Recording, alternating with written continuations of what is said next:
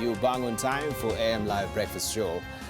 My name is Debarl Inea. Trust that you had a lovely weekend, and of course, you had also a restorative time. It is a beautiful week that the good Lord has afforded us. It is the 13th of March 2017, and every Monday, as always, This Is a Point comes your way.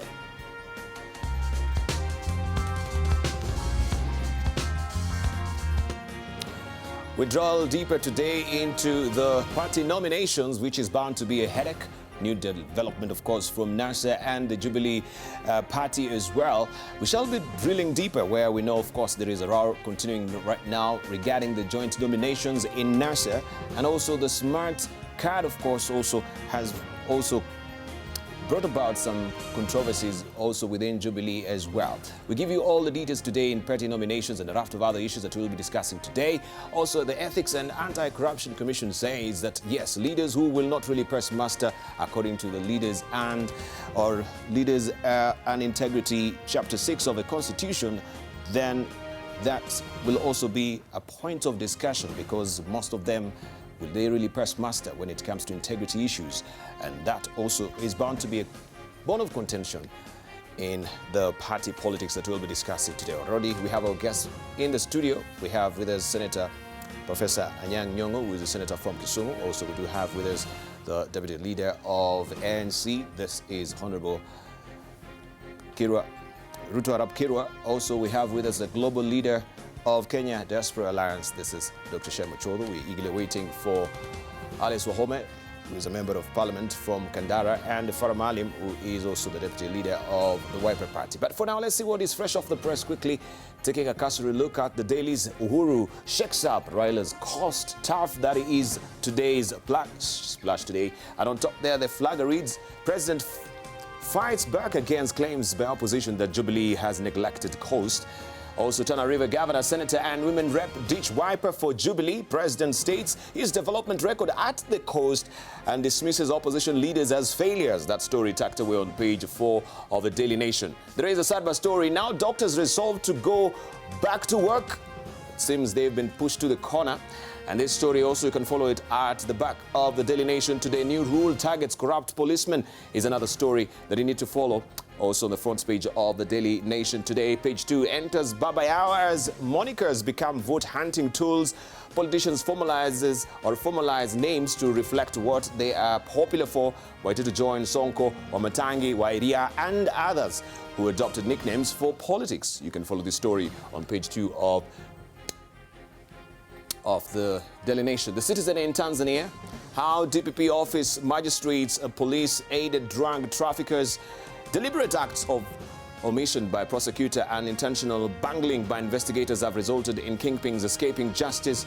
I wanted to show you the Standard before we head there to the regions, but this is what is on the front page of the Standard today.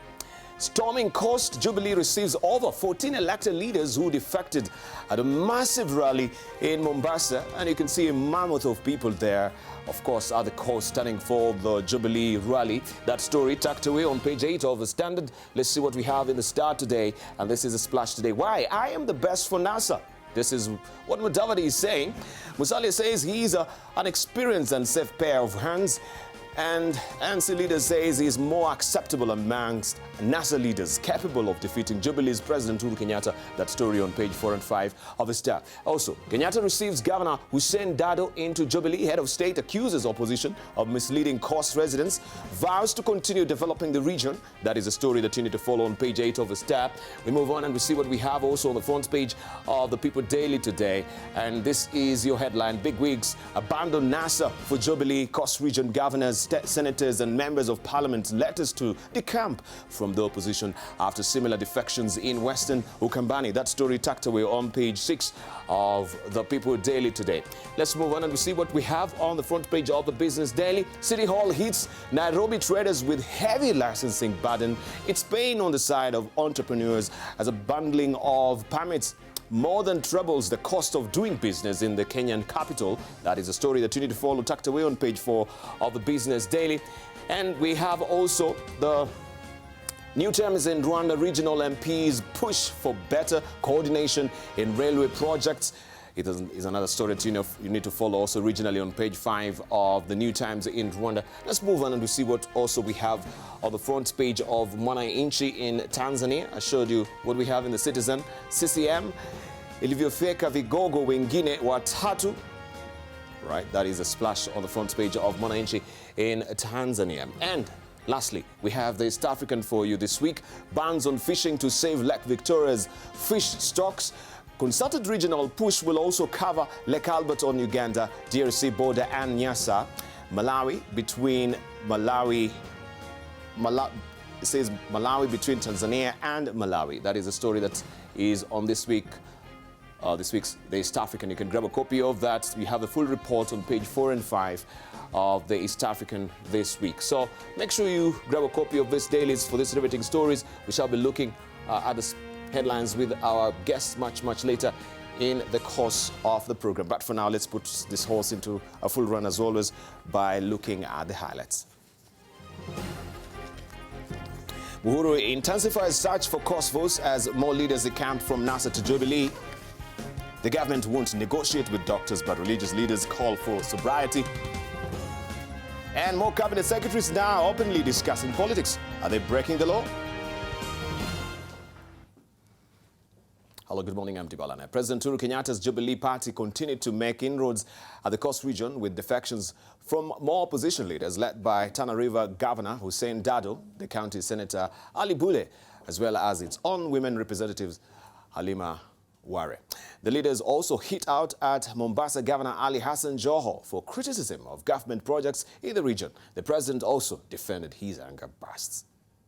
Mheshimiwa Rais, mimi umenialika siku nyingi, karibu miaka mitatu ukinibembeleza na maneno matamu humtoa hata nyoka pangoni. Leo nimeona nijiunge na wewe na Jubilee. Mheshimiwa Rais, sababu moja ya mimi kuja, tulikuwa tunangojea tupate nani atatuongoza ule upande mwingine. Tukangoja. Na leo nafurahi mwenyekiti wetu wa usalama hata kuwa upinzani. Kwa sababu ukiwa mwenyekiti wa usalama lazima uende kwa commander in chief. Huwezi kuenda kwa komanda mwenye risasi moja. Serikali hii inataka kuleta usawa katika kila jambo. Ndiposa sisi tumejiunga tuone maendeleo na Jubilee. Wapwani ambao wamekubali ya kwamba tutatembea safari hii ya kuwaunganisha Wakenya na kuunganisha pembe zote za Kenya. Nauliza ndugu yangu, badala ya kupoteza nafasi yako wakati yako kuingilia yale ambayo Uhuru amefanya au serikali ya Jubilee imefanya, wewe wachana na haya kwa sababu umesema ni fake. Wewe simama useme bilioni 40 ambaye serikali ya kitaifa imekupatia wewe kama gavana wa Mombasa, umefanya nini naye kubadilisha maisha ya wananchi wa Mombasa? Na mimi namwambia rafiki yangu Hassan Joho, usipige kifua. Wewe nataka you compete against Shabal based on your track record the last 4 years. Ukisimama yako ni kuincite, ukisimama yako ni kuweka chuki. Na ndipo mnaona saa nyingine mimi nawakasirika, mimi nawaita kwa sababu nasema kila mtu ni binadamu bana. Kuna mtu akiongea mambo unasema yeye ni mtu fulani pia, kwa sababu ya kukasirika. Mtu ana macho haoni, ana masikio hasikii, ako na fikira hatumii. Wakasema Jubilee inataka kufanya rigging. Hatukujua walikuwa na njama ya kufanya rigging hawa wenyewe kwa kutumia technology.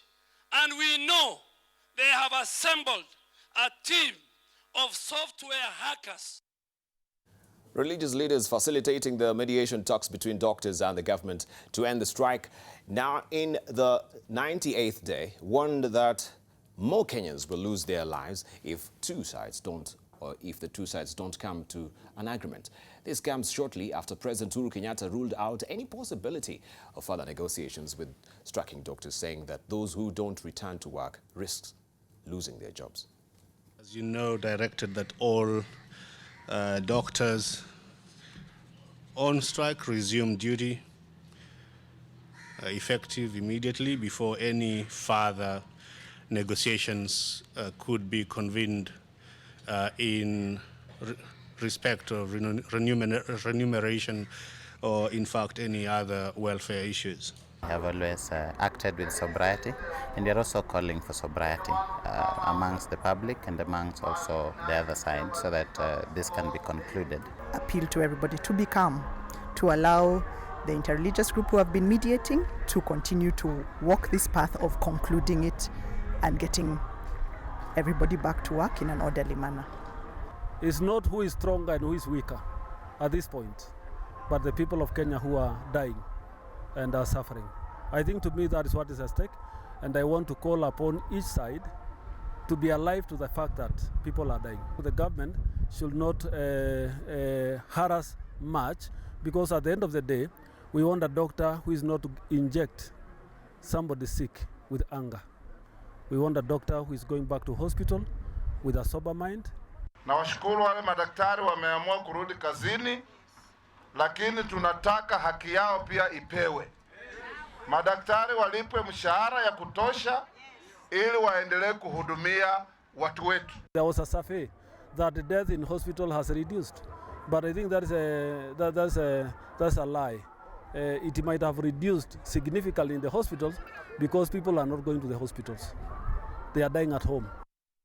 The government has been challenged to flush out elements in security circles who are colluding with bandits in Baringo to steal and destroy property. 17 human rights groups speaking on the security situation in Baringo say the bandits are using guns that could be state property. The national government presides over the transfers of the county commissioners, deputy county commissioners, officers commanding police divisions, and the administration police commandants within the North Rift region for failing to comprehensively address this critical insecurity situation. We are gradually forming opinions that some of these guns seem to be coming from within the ranks of government itself. So I think proper investigation should be done into this. Kamamu must resign as a chairman of the Security Committee and Public Administration in Parliament. We suspect that he has deep interests and he could be part of a major cartel. The current security operation should have a clear and comprehensive mechanism for disarmament. Two National Super Alliance principals have criticized the recent findings of an info-truck survey that showed Raila Odinga as a preferred candidate to lead the charge for the opposition. Speaking at separate events, Wiper leader Kalonzo Musyoka and Ford Kenya head Moses Wetangula described pollsters as fake agencies that are being misused by politicians to hoodwink the electorate. Kalonzo even went as far as saying a section of NASA leaders were sponsoring the outcome of the polls. Ipsos Synovate, I'm mentioning you by name, Infotruck, jameni wacheni kupotosha akili za Wakenya. Wakenya wamechoka na kupotozwa and to be given fake, cooked up figures. Corruption is corruption, wherever it is. So take this as a warning, a very serious warning. I remember Senator Alwale brought this matter in the National Assembly. Kila baada ya kazoa najua sisi, mimi ndugu yangu Raila na Wetangula na Mudavadi tuko katika hali ya kutafuta nani atabeba bendera ya NASA. Sasa ili waweke kasumba kwa akili ya watu, wanakuku figures usiku. Mutatuona bwana. We want to warn those pollsters to stop manipulating public opinion by creating false numbers and false percentages in favor of some candidates and against other candidates. Yes! It is the people of Kenya, not Infotruck, that will elect our president.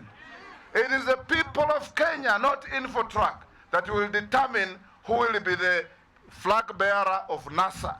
So we want to caution you that if somebody is hiring you to play a dirty game and a dirty card on some candidates, That will not sell, that will not go far.